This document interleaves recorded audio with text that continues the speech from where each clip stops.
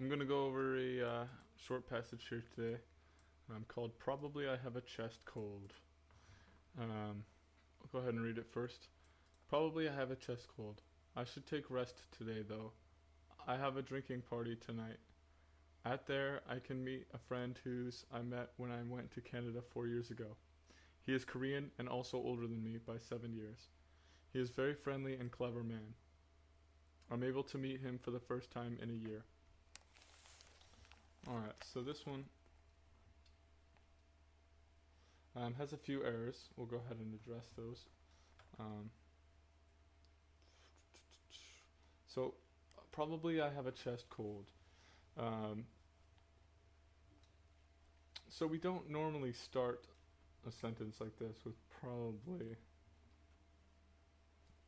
I don't believe it's really wrong to do that. It's just we don't. I've never really seen it done like that.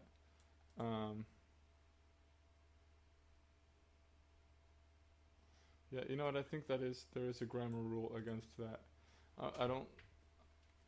I don't know for sure, but we would normally say I probably I probably have a chest cold. That would be the typical way to say that. I should take rest today, though. I have a drinking party tonight.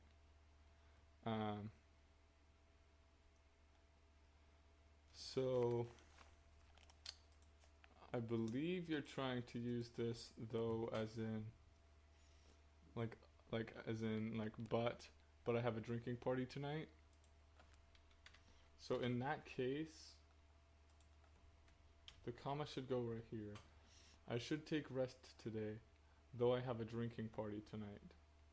I'll go ahead and make that red.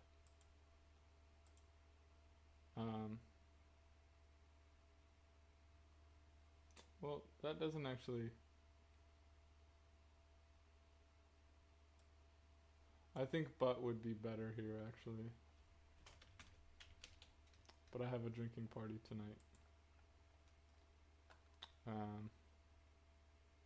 And then typically we wouldn't say drinking party, we would just say party, and then, it's depending on your personality and the personality of the people you've invited. We would assume whether there's going to be drinking or not. So I mean, if we know you and you like to drink at parties a lot, then we would assume there's going to be drinking at your party tonight. So I would just change that to, but I have a party tonight. And there, I can meet a friend whose I met when I went to Canada 4 years ago. So whose means, well, this whose means who does this belong to, right? So, wait. No, that's, hold on. Wait, hold on. Let's see. Go to dictionary.com. I think that's what, okay, yeah. So it's the possessive case of who.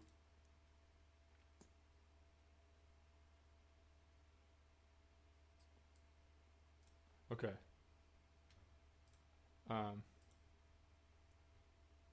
So whose, so that is the possessive. So whose soda is this? That means who owns this soda, right? So you need to say who. So you can say whom. Whom pretty much means who, but people don't typically say that. I can meet a friend who I met when I went to Canada 4 years ago. Alright, and then, and we wouldn't say at there. So you don't need at when you're saying there. So I would just capitalize there. There, I can meet a friend who I met when I went to Canada 4 years ago. So at there, at is for like at a, if you're saying like he's at a place, right? Like like there is a place, you're like, but it's not really a specific place. You know, there can be there or over there, and of course I'm pointing around the room at different spots, right? Um, so there isn't really a place. It's more of, or it is a place, but it's not a specific place. Like if you say I'm at the store, that means you're, you know, there at the store, right? But there is can means a different place wherever you say it. So if you're at the store and you say, "Oh, over there is the milk section," then, or you're at your house, you said the same there. Oh, the bathroom's over there. So there isn't corresponding to a single place. If you say I'm at the store, that means um, you're at a store, you know, and you're at that specific store. So that's what at would be used for. All right, at there I can meet a friend who I met when I went to Canada 4 years ago. He is Korean and also older than me by 7 years. That's fine. I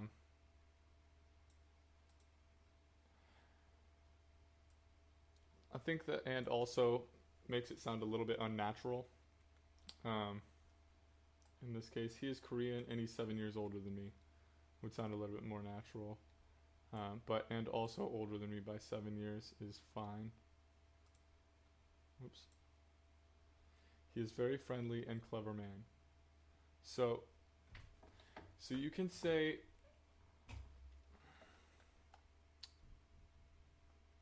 you can either say he is very friendly and clever, and since you said he, we know he's a man, or we know he's male. We don't really know how old he is, but since he's older than you by 7 years, then we would assume he's got to be at least, you know, well, I mean, he's got to be an adult at least, since you're an adult, probably, since you're probably an adult. I guess that's too much assuming, but anyways, so you can either say he is very friendly and clever, or you can say he is a very clever man. He is a very friendly and clever man.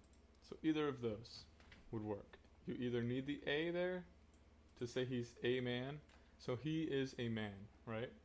That's a sentence. This other stuff is just kind of fluff that's filling in what kind of man he is. He is a man. That's your sentence. He is a very friendly and clever man is your added on sentence, if you will. So that's how you would state that. 2 ways you can state it. I'm able to meet him for the first time in a year. That's fine.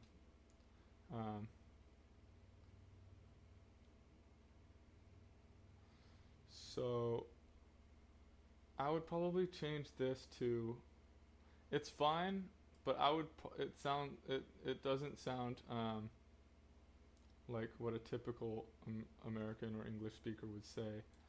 I'm able to meet him for the first time this year, or in a year. It might sound a little bit more natural, I think, if you said, I will be able to meet him. I'll be able to meet him for the first time in a year. Since will be able to is a future tense. I think that would sound good since you haven't yet met with him in this year.